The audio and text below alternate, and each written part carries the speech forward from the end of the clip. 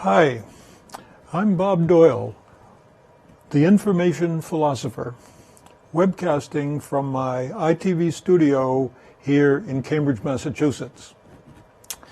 I put the topic of today's lecture on our large screen at the back of the studio because today is Wednesday and we're going to talk about a great philosopher or scientist. And Whitehead certainly was one of the great philosophers and scientists, primarily as a mathematician, but he had some strange ideas about Einstein's principle of relativity that gave him a lot of creds, a lot of influence in the philosophy and the religious community. Because Whitehead was not just a philosopher, he also had a great interest in religion. And I had a similar interest from my earliest years, brought up in the Catholic Church, but questioning a lot of the dogmas. I went to Brown University and took 3 philosophy courses there while getting a degree in physics. One of them was a course in the philosophy of religion, taught by Kurt Dukas, who had studied, got his Ph.D. at Harvard when William James was there, and he was a great influence on my life. He was into the whole idea of having a religious experience. He had investigated all sorts of mystical ways of hallucinating and things that had, in his view, led to the invention of so many religions. The world had, at that time, a comparative religionist was studying as many as hundreds of religions in important ways. But before we take up Alfred North Whitehead and his surprisingly insightful work into physics and the implications of the creation and evolution of the universe and how things were happening and so forth. Just before that, what I'd like to do is go to, go to our last lecture and just pick up on a thought that came to me after our talk about Gottlob Frege and the question of the relationship between information and philosophy, information and meaning. Information is a scientific subject, one we can study today and we use today in all of our work in computers and artificial intelligence and so many things. It's playing an enormous role. We are in the information age. But the question becomes, what is the meaning of it? And some commenters have written to me and asked what's the connection, and they think that negative entropy and information, which is the potentially usable energy in the universe on which we depend for our life, what can that have to do with meaning? Meaning has to do with our values, our social, humanitarian concerns. Meaning is something that humans have, and there isn't any, quote, meaning outside of humanity. And arguably I can understand where they're coming from, but I would like to say something about it. So I turned to my meaning page, which I added some text from after yesterday's talk, and let me just talk you through a little bit of this for just a moment. The meaning of a word or a concept or an object is different for different individuals. That's what we established with Gottlob Frege having that incredibly important insight back in the late 19th century. It depends on the information or the knowledge about that word or concept or object that's currently available to them. And all meaning is contextual. We said that yesterday. And the most important context is what is currently in that individual's mind. To me, that mind is immaterial and pure information embodied in the material brain, in the neurons. Now, this obviously includes any immediate external context. For example, any word being heard or read is surrounded by text, both explicitly and implicitly. As Derrida likes to point out, all those alternative words that could have substituted in the text with a very little change in meaning. Once we are educated, once we're literate, we are always able to think about a lot of other things as we're trying to focus on and give our attention to, as William James would say, those things that we're going to bring up to our stream of consciousness. Now, in our information theory of mind, it's the past experiences that are reproduced, played back from our experience recorder and reproducer, that's what I call it, that provide most of the meaningful context for a word or object. When we're confronted with an object, where does the context come from? Besides where it is in our environment, it comes from our past experiences of that same object or that word or a concept. And if we have had no prior experiences, we would not have the kind of context that comes from our own experiences. And if we had had no past experiences that resemble the current experience in some way, an agent might not find any meaning at all. And the simplest case would be a new word being seen or heard for the very first time. So we have a picture of a growing human being who's starting to acquire knowledge and becoming literate with spoken words, becoming acquiring our human language, and then looking at words and looking at the world and formulating the internal information which has been stored in their minds, in their experience recorder and reproducer. Okay, now I'd like to jump down to the bottom of this long page on meaning and conclude with what I want to leave with you as you take away what we did. In conclusion, we can say that the meaning of any specific amount of information, now, and that was the commenter's question, what about information for itself? Something stored, the information in what? A planet, or the information in a book. It's outside of ourselves. What has it got to do with the meaning we will take away from that information? Assuming it's external, the way I have stored all of my knowledge in my website, in these pages, in the books that I've written, and now in these lectures. This becomes external information, and the question for you is, what is the meaning and import to you for any piece of external information? So I'm going to bring this to full screen and say we could say that the meaning of a specific amount of information is subjective for each individual, dependent on their past experiences, their knowledge, and their values in the experience recorder and reproducer.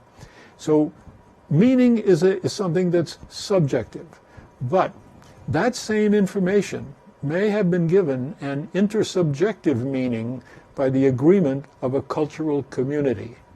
Or, in the case of the proposal by Charles Sanders Peirce, that intersubjective knowledge could come from a scientific community of inquirers. Okay, so Peirce has told us that knowledge which approaches towards the best knowledge, he believed optimistically that the work of science and open-minded people who communicated in an open way, in a transparent way, were sharing an attempt to understand the nature of the world. Today I feel like I'm continuing Charles Sanders Peirce's goal of being part of a community of inquirers who are doing our best to get the information about the world that allows us to understand how the world comes about and how we, living beings, thinking beings, fit into that world, okay? So there is encoded in Peirce's books, for example, a lot of information. And we could ask the question, to what extent that information is no longer subjective because it's been studied by a community of inquirers, and now we formed an intersubjective basis, which is the community consensus of meaning. And that's what Frege called the normal understanding of an idea would be to find what its definition is. So if we're talking about a concept, what's the definition of that word for that concept in a dictionary? That would be a typical example of an intersubjective, agreed upon meaning. Of course, as Derrida points out, we can always argue with the meaning. And of course, Humpty Dumpty himself had told us that words can mean exactly what I want them to mean. Thank you very much.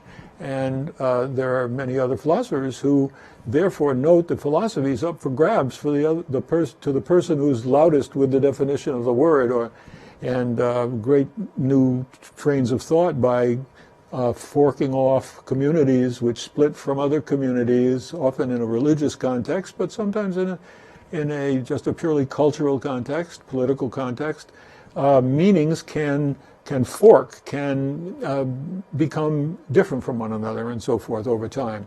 So what about an objective meaning? And I think in a way that's what the comment was meant to be getting to. And there what I'd like to just say is, as to an objective meaning for a physical entity, we could say that it might be the original information content of that object or whatever, together with any information processing being done by that entity. So there I'm trying to capture the fact that a star, a planet, a physical, a purely material object may today be definable by figuring out the exact locations of every atom inside it. And in a way, that would be the thing we would teleport if you wanted to send it off to another Star Trek planet somewhere in the universe. If it was a physical object, it would be describable in information terms, bits and bytes, where is every atom in the object. And we could then add, if that object is a living thing, then we need also to keep in mind what information processing is going on in that living thing. And that includes, among other things, as we move up the scale from a cell, which is pretty much the same as time goes by until it dies, and then it reproduces itself in the living system. So as our cells do die at trillions per second, it's very sad in a way, but fortunately, they are quickly replaced by the marvelous maintaining system that keeps us living things, human beings. But if that information processing contains new knowledge that a higher organism coming up into the animals and then to human beings, if there is contained there a great deal of shareable and communicatable information in the mind of a thinking person, a philosopher or a scientist prides on knowing these things, and someone who's a teacher like me, my main goal is to externalize that information, get it out of my mind and put it out there somewhere that others can learn from it. I'd love to be teaching classes, but classes are limited to small numbers of people, a few hundred maybe, but I'm hoping with these lectures that go out over the internet and get stored permanently, I hope, with luck, on the internet, will be something that others can look to for understanding things. And that, therefore, would say that a book, like one of mine, I hope will contain information, and it will be just what it contains. That, of course, is the objective attempt, and anyone who reads it in a different way will bring his or her own meaning to that. Okay, let's get back then to Whitehead. And let's see, to do that I need to press something over here. Bear with me as I develop all these wonderful tools that I have on my desk. Give us a quick look at where I am today. I've got the Whitehead blog post which introduces what we're doing today, and over here I have my web page on Whitehead, which I can switch to like this, and you can see that I've got a picture of Alfred North Whitehead and an introduction to my page, which is one of the longer pages. Let's see, I'm not sure you could see that, so I've got my screen is not going right back to me. Here we are. This is what I'd like to do. This was the one on the right with the picture of Alfred North Whitehead. So we're going to start, though, with today's blog post. So my Information Philosopher blog, every morning now I'm writing up a little description and a title for the talk. And ultimately that title will be the title of the YouTube lecture and Facebook lecture when we're done. Alfred North Whitehead was an English mathematician, best known among scientists for his work with his student Bertrand Russell on the Principia Mathematica, an enormous volume which was dedicated to giving us all the logical basis for mathematics. It was an attempt to reduce mathematics to logic. which unfortunately was a failure. But in philosophy and in theology, Whitehead is best known as a philosopher whose later work at Harvard, he left England, came to Harvard, included his process philosophy and his process theology. I believe that Whitehead survives today for 2 or 3 reasons. One is that he basically invented a kind of a substitute for religion, or a way of looking at religion that's become a subset of religion, typically Western Christian for the most part, I believe. People who are called Whiteheadians meet quite often. Last year I was invited to the annual meeting of the Metaphysical Society of America, which was in Cambridge. I'd been invited before, but I've been giving up travel recently, but the executive director said, "Bob, you're in Cambridge, we're in Cambridge, we're right here at Harvard. Come on, and we'd love to have you here." And it was an enjoyable experience. I then learned that these physicians, I guess they call themselves, whereas I've been trying to define a new field called metaphysicist, a new person or a way of working called a metaphysicist who focuses on making physical science consistent with metaphysics. At any rate, at this meeting, I learned that a large number of them were Whiteheadians, and many of the talks were about the works of Alfred North Whitehead.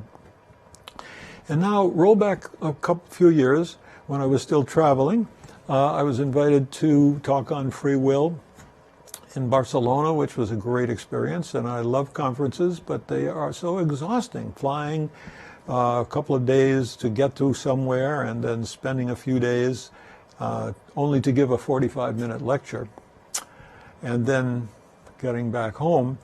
Well, I did that again, and the one that comes to mind is in Milan, when it turned out almost all the other speakers who were scientists, now there were philosophers and scientists, the subject was quantum physics and the philosophy of mind.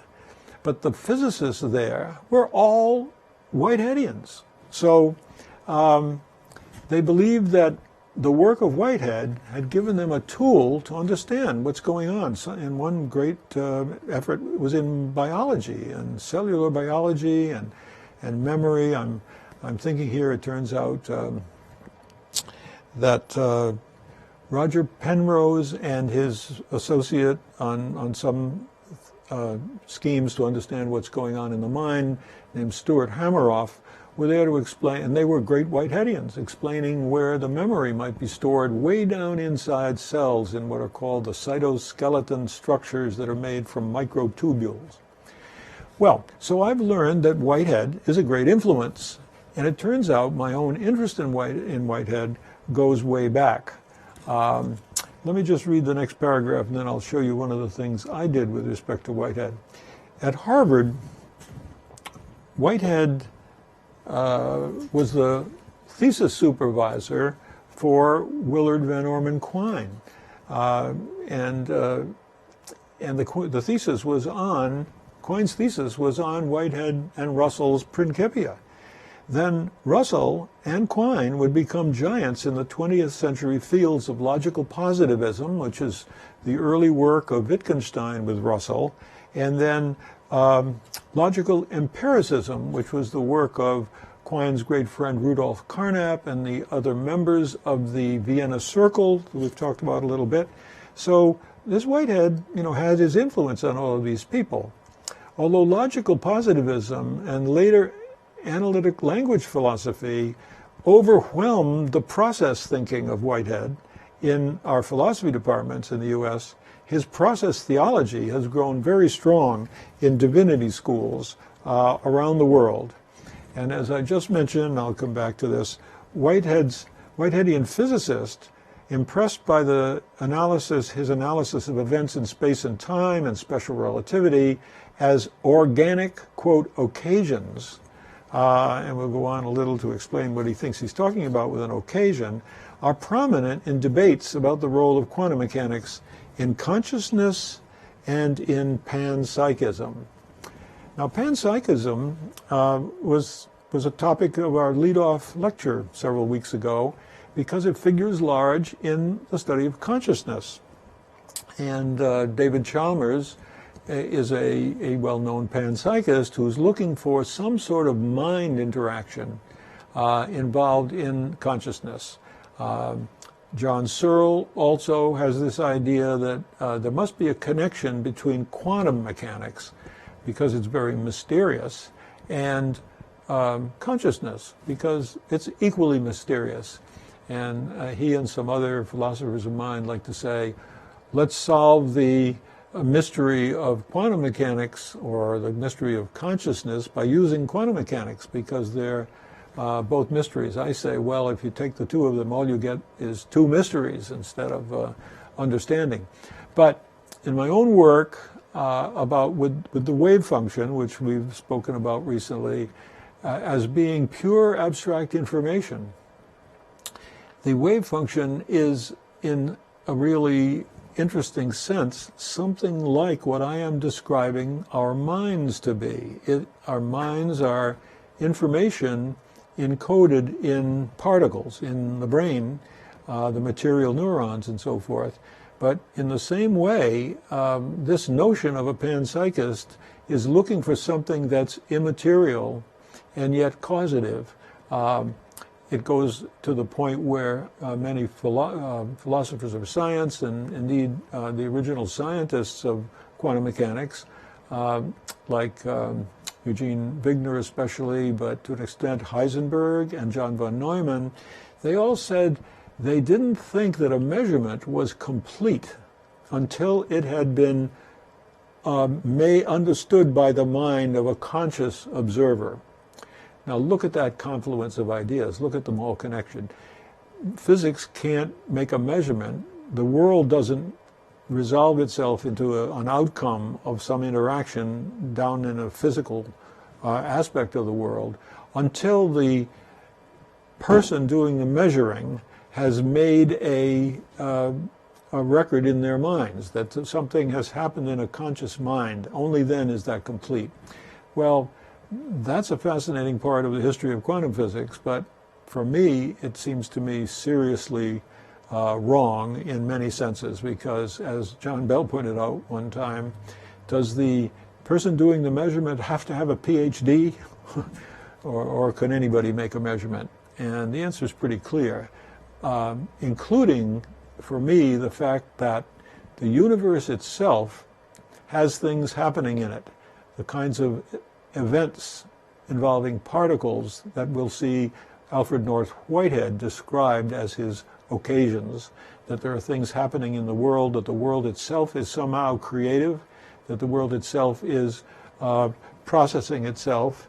And for Whitehead, that meant describing the world as having an organic property.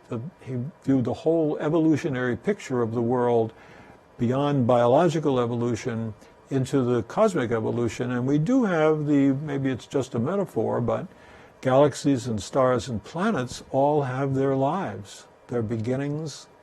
They're flourishing, providing energy to us right now as I speak, although I'm inside a lab and I don't have direct sunlight, and we're about to have a devastating snowstorm in New England here.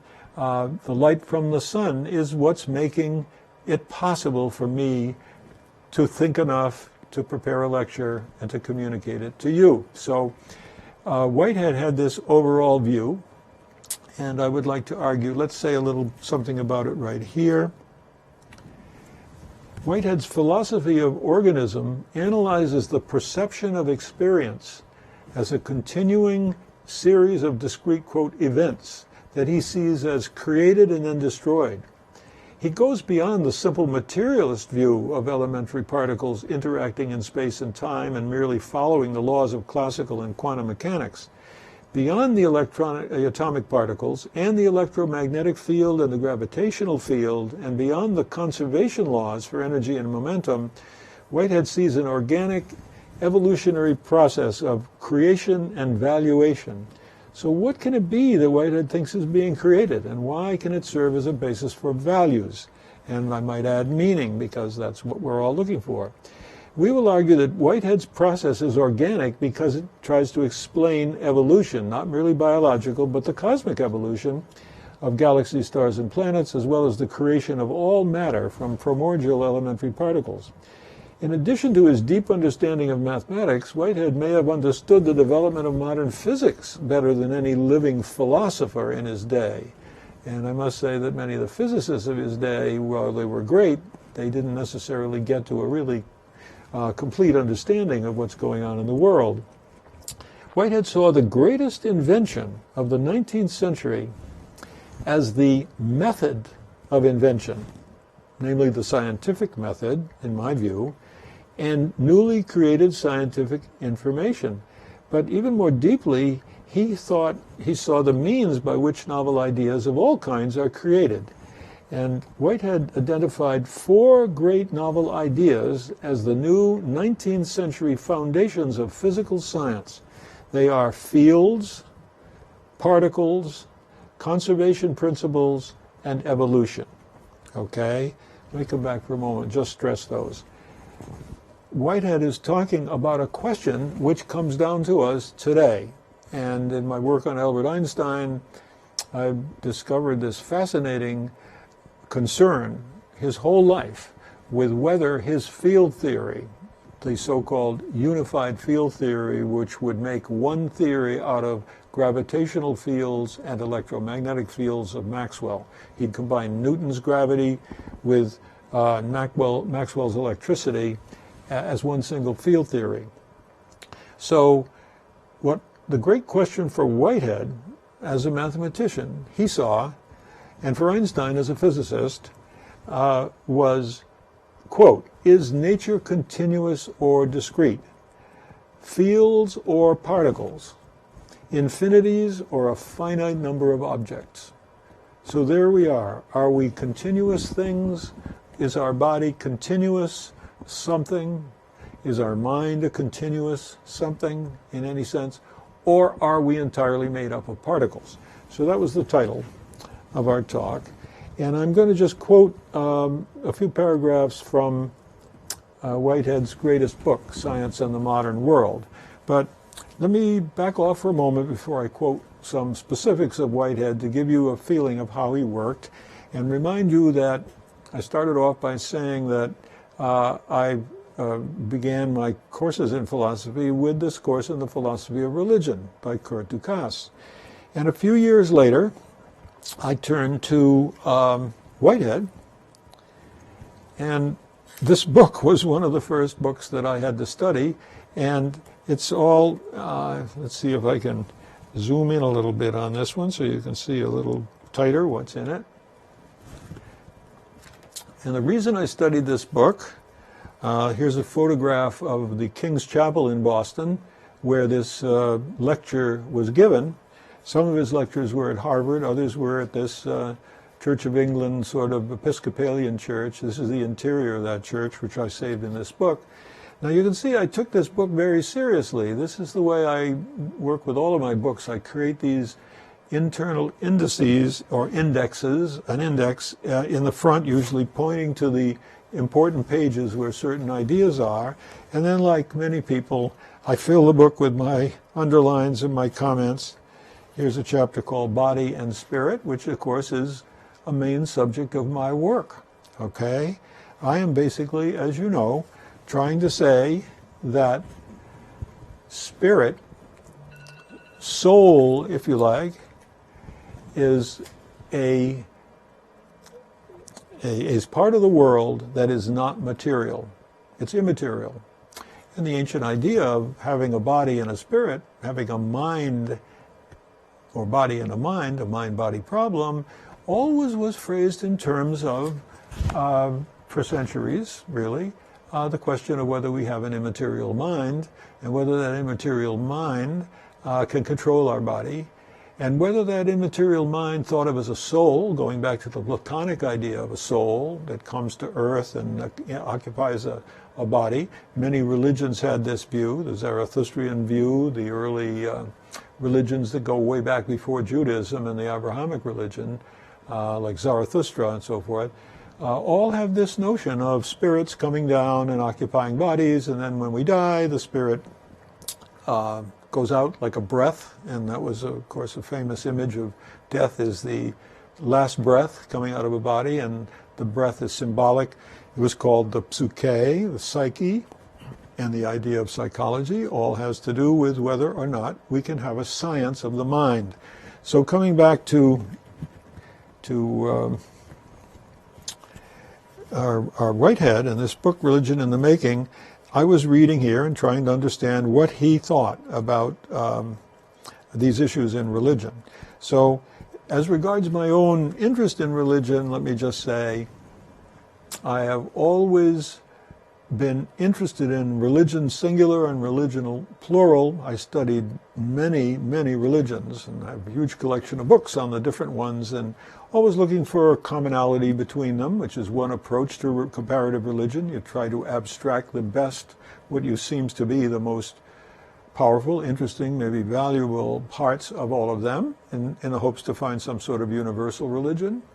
But I wanted also to look at the questions religion is asking and see whether I can provide knowledge about or answers, like scientific answers or scientific understanding of the sorts of things that religions are trying to provide answers for. And so my work as a philosopher and as a scientist always been sympathetic to the human need for the kinds of things that religion tries to give us with its beliefs. I'm not opposed to beliefs. We all have beliefs, scientists have beliefs, but I would like to provide knowledge to anyone who wants to find in the way the world works a deeper basis for those beliefs. Of course, there may be conflicts, but I'm here to just provide what I can that look to me like answers. And in this particular area, this was an inspiring book by Whitehead. And I do believe, in a way, I have a very powerful answer to this notion that we have spirits, we have souls, that Gilbert Ryle's ghost in the machine is actually something up here which we call our thinking.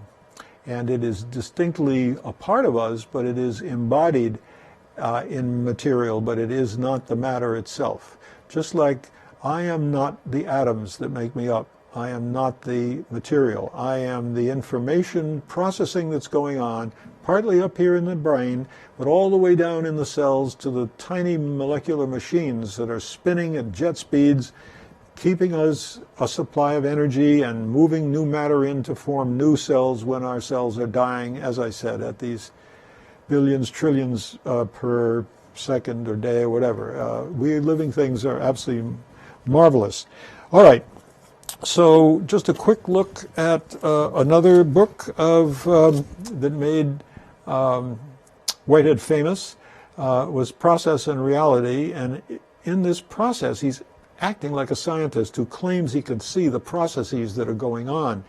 And I, too, am looking at all the processes that are going on when atoms interact with one another and with radiation, with energy, and how it is these little interactions have come to be able to provide living things, which is the important thing to me, but also the formation of the galaxies originally, the stars and so forth, and our planet. Now I find that, and you see just another note, that you see how I work on a book with all of my marking up and my notes and tabs and everything. So I put a lot of time into Whitehead over the years. But I found that his most interesting book, in case after this lecture you feel inspired to pursue Whitehead a little more, this is the book I would buy, Science in the Modern World. And in this book, he's now at Harvard, and he has this notion of a simple location in space and time, and events are happening which are called occasions, and he explains how they are caused. They are caused by things that came in from the past and reached to this moment and then created an occasion which goes on to influence other occasions in the future. But let's come back to my blog post today, which gives you a quote from Whitehead, and let's see what it is he has to say here. One of the ideas, he says, is that of a field of physical activity pervading all space, even where there is an apparent vacuum. This notion had occurred to many people under many forms. We remember the medieval axiom, nature abhors a vacuum. Thus, in the 70s of the last century, some main physical sciences were established on a basis which presupposed the idea of continuity. And that continuity, of course, is the essence of Newton's gravitation and Einstein's gravitational theory as well, and special relativity, the basic notion idea of this is continuity, as opposed to whether the world contains discrete events. So, on the other hand, the idea of atomicity had been introduced by John Dalton, as we saw in our study of chemists, to complete Lavoisier's work on the foundation of chemistry. This is the second great notion. So the first notion, continuity. But now, ordinary matter was conceived as atomic. Electromagnetic effects were conceived as arising from a continuous field. Now, the notion of matter as atomic has a long history. Democritus and Lucretius will at once occur to your minds, he says. In speaking of these ideas as novel, I merely mean relatively novel. He's funny. In the 18th century, every well-educated man read Lucretius, his wonderful book on nature, and entertained ideas about atoms. But John Dalton made them efficient in the stream of science, and in this function of efficiency, atomicity was a new idea. The influence of atomicity was not limited to chemistry. The living cell is to biology what the electron and the proton are to physics. And these are all quite sensible, very modern things to say.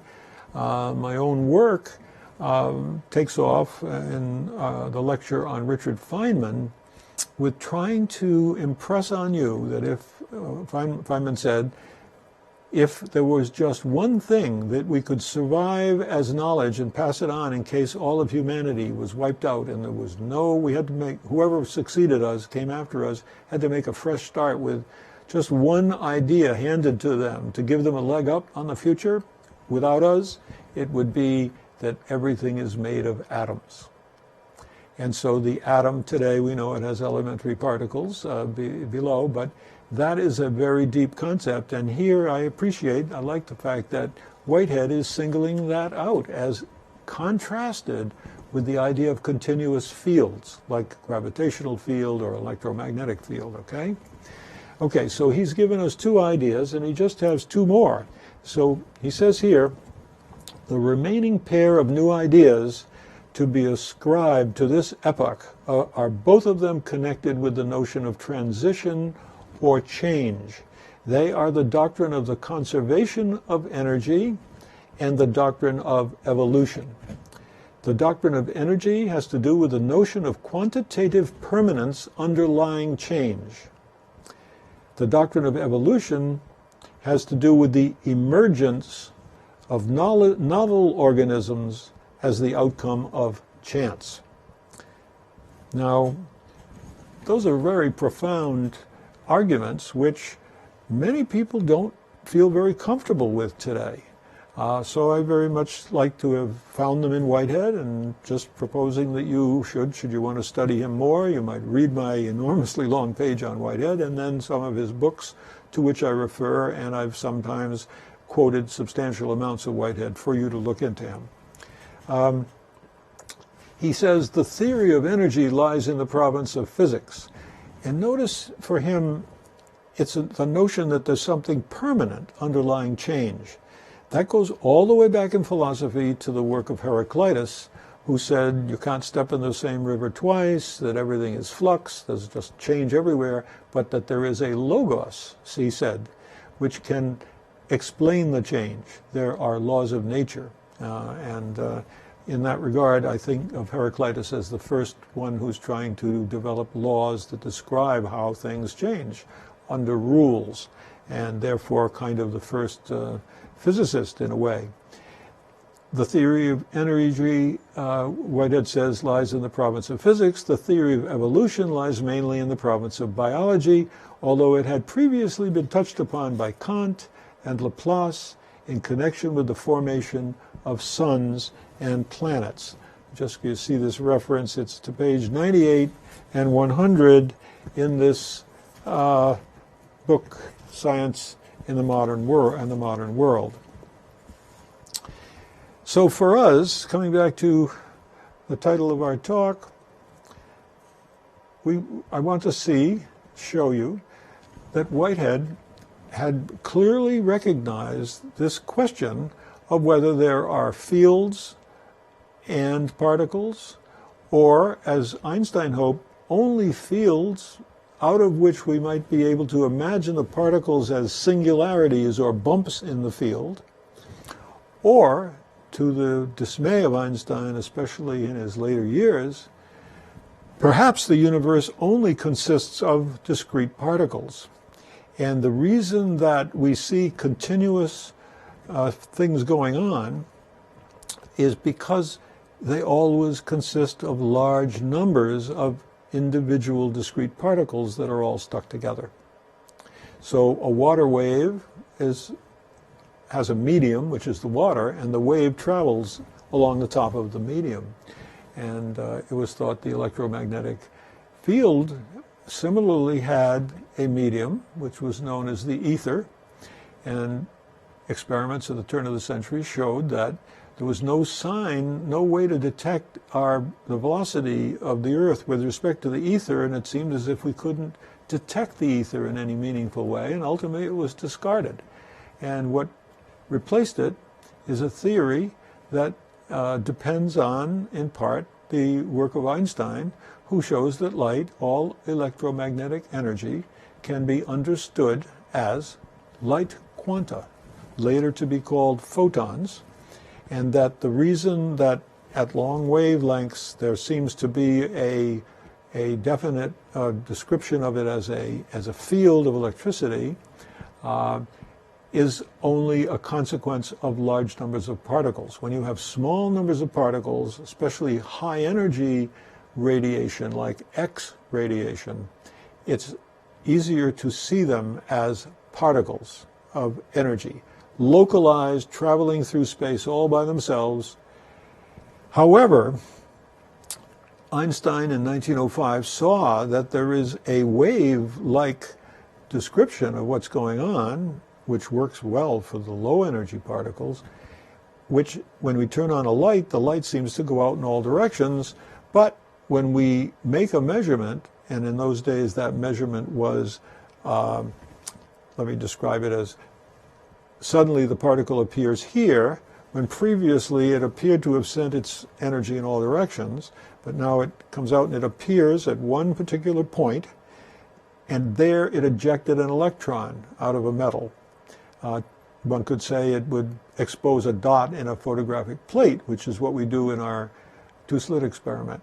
But Einstein saw that it was this single discrete particle, and for the rest of his life, he had to fight an awful lot of people to convince them of this, which is well understood today. Okay, we've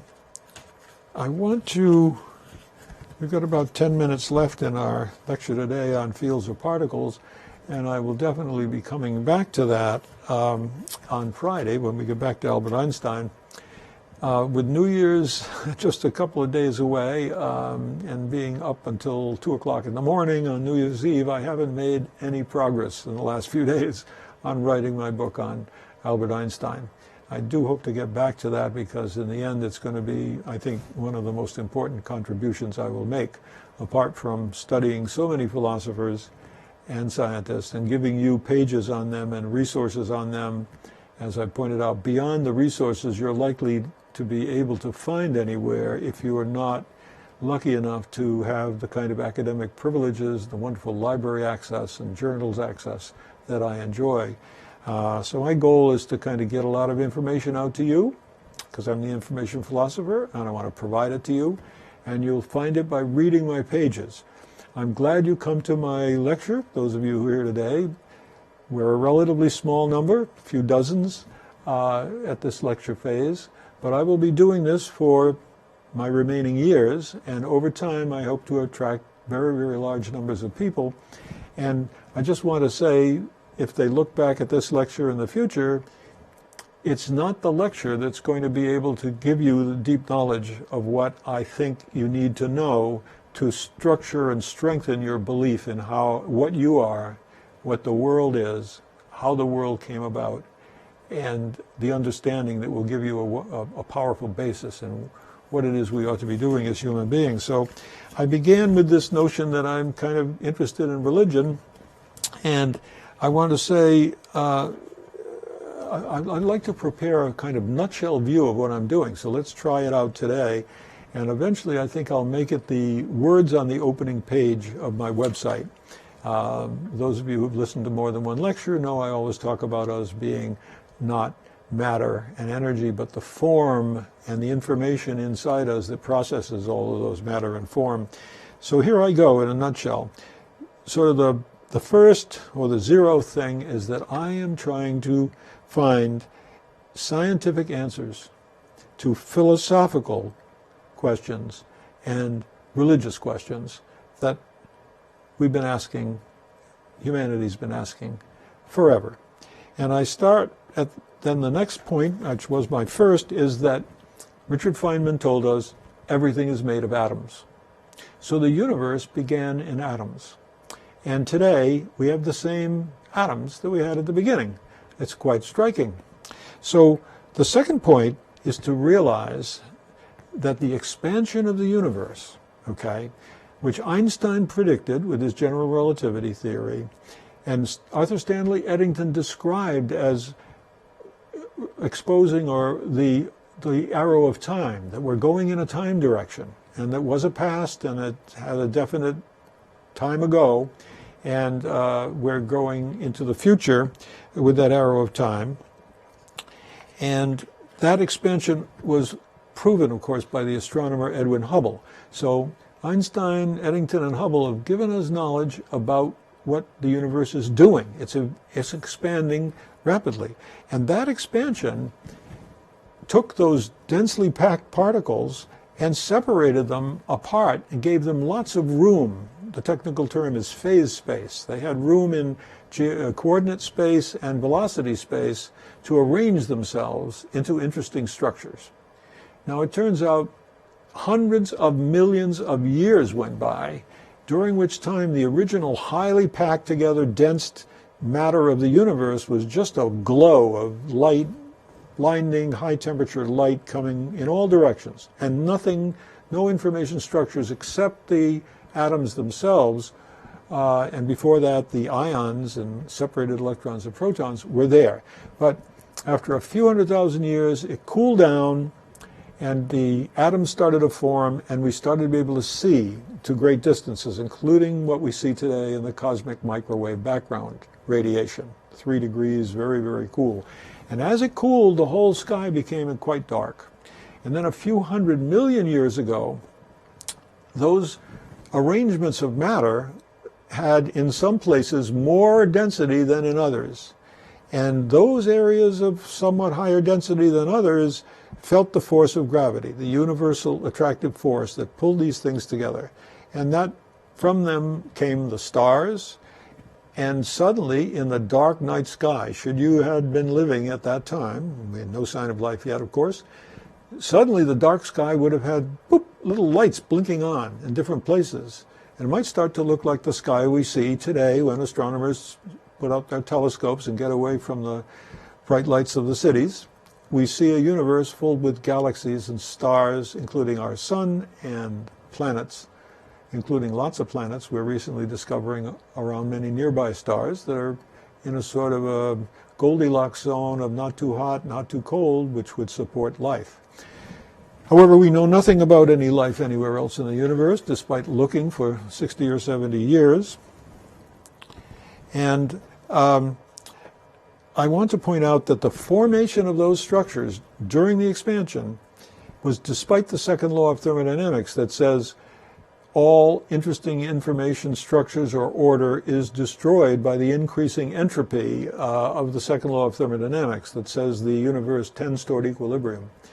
And that phase of understanding the universe creation is very subtle and needs us to understand that despite the fact that the entropy is going up in general, globally, and it always must because of the second law of thermodynamics, it's not impossible for a few information structures like the stars forming to create themselves, and they, however, must, when they make a new information structure, radiate away some positive entropy that exceeds the negative entropy in the information structure.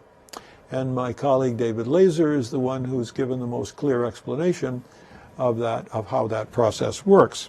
Okay, so number one, we're made of atoms. Number two, there was no room in the atoms to do anything interesting until the universe expansion gave us the phase space in which information structures could form.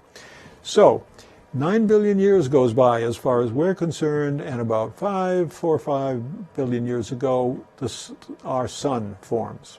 And very rapidly thereafter, probably only a half a billion years went by, and on the Earth, life formed.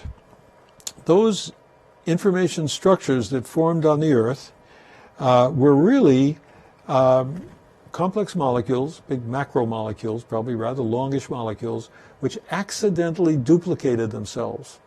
They replicated whatever they were. Suddenly, where there was one molecule, there were two, then three, then four. And in that very simple-minded process, just a dumb copying thing, it's not clear where it began, whether in the deep sea or on some surface clays or other kinds of things. This duplication of molecules is very simply increasing information. Now, it's not very interesting information, but if that replication process, as it went on, accidentally failed to do the perfect replication, and if this, shall we call it, mutated replication was better at replicating itself going forward than the first one, we have the model of Darwinian evolution. We have a model of a mutation in a process that's working where the mutation is more successful at reproducing itself than the previous method of replication. And that's the whole core idea of how it is that these things we could start to call proto-life become living things which can improve their ability to reproduce themselves over time, but there must be chance, accidental changes in what it's doing, as Jacques Monod pointed out so clearly, because if the original replication had done nothing but perfectly replicate itself forever, we would have just lots and lots and lots of that very kind of dumb-like initial dumbed-down initial version of life. Instead, the changes caused by accidental chance, we know many of them are cosmic rays, others are not so obviously quantum mechanical, but it is, to my mind, necessary that there is quantum ontological chance in the universe. Okay, so the next step in this picture, starting with the creation of the universe, is the accidental formation of alternative possibilities in the minds of humans, followed by an adequately determined evaluation of all those possibilities, and then the selection of one of those possibilities going forward, making a choice. This little alternative possibilities followed by evaluation and selection of a choice explains human creativity and free will. And here's the work that I've done. The major part of my work has been in this area of a model for free will, which is based on William James first seeing those alternative possibilities and that they depend on chance. So finally, or next to finally, I then want to argue that we are not that, those are atoms. Instead, we are not matter or energy. We are a form, okay? We are a form through which, I'd like to maybe slip back to a comment about Darwin's evolution, because the step of mutations, variations, followed by natural selection, led to what Darwin called, from so simple a beginning, endless forms, most beautiful and most wonderful, have been and are being evolved. So William James clearly took this notion of Darwinian evolution in which new possibilities occur, species and so forth. Some survive, some don't. Those that do survive are the ones that have greater reproductive success. It's not that the stronger kill off the weaker, it's just that the survivors survive by being more successful at reproducing in whatever environment they are at the moment. So coming then to my step 5, that we are forms through which matter and energy are flowing. And at each level, from the little machines that keep our cells having the right energy to keep doing what they're doing, like the ATP synthase that we studied, and it's on in our molecular machines on my website, to the ribosomes, which get signals from the DNA and then will build new proteins out of the amino acids. They will then fold up to become enzymes, and those then can become the little machines or the little molecules of hemoglobin that run around to provide the energy in our red blood cells. You need to understand all those things, because biology is a pretty complicated subject if you've studied all manner of living things. But if you focus on what is the core supportive mechanism, if you like, or process, which I prefer, that keeps us alive, you need to understand it, because it is the same sort of thing extended up to thinking beings, is to say it's always, in order to evolve to something more superior, you need to get accidental changes, and then those changes are evaluated. They either are more successful or less successful, and mapping that Darwinian evolution onto our evolution of ideas, evolution of knowledge, is a wonderful mapping. So that's my 5th step. And I want to argue that the information processing in our cells is one thing. It's just going on because it's been going on forever with bacteria, and we have millions of them, trillions of them living in us, helping us to be what we are. That's pretty much algorithmic and boring. But the information that's going on in our minds and the processing of thinking in our minds is something else, which I want to identify quite radically as what Whitehead called the body and the spirit. Okay, here's his line, and I think my work will show that we have a spirit, a component of spirit or of soul, the ghost in the machine, as Gilbert Ryle called it. There's something going on here that is not a product directly of the matter in which it's embodied. Our ideas are embodied in a brain, and if they weren't there, we couldn't recall them. If we couldn't store them there, we wouldn't keep them. We need the brain to do the job, just like the hardware in which our software is running. But that mind is our soul, our spirit. So from the beginning of my set of ideas here, which I'm trying to get together in a very rapid nutshell and put it on the front page of my website, I believe I can explain the creation of the universe without any sign of a creator. Important, because I can give a story that's as good as anyone ever invented as a cosmogonical or religious theory, and I can see the development of all the self-creation, really, of all living things. So living things, once they get going, accidentally changing what they're doing, from then on, they are purposefully, I say, there's suddenly a kind of a sign of a direction, an important direction in the direction of creating more cells. Every cell wants to be 2 cells, so we have a purpose, and it is a self-creation of all living things. And then I believe I can identify the place of we humans who are able to think about the problems I'm describing as the formation of souls, spirits, which unfortunately I see no evidence of these souls coming to us the way Plato and the early religions from India into Greece thought were coming down to us from space. And Aristotle too bought into this, that sort of the spirit is what gave the form to matter. I love the analogy, but it doesn't have to come from outside, because I've shown you the matter can get itself together and become a living thing with a soul or a spirit. But unfortunately, I don't see any sign that that soul survives the death of we organisms. So thank you very much for this lecture on Alfred North Whitehead and hearing my summary of where my work hopes to go in the future. See you again tomorrow on our talk about metaphysics. Thank you.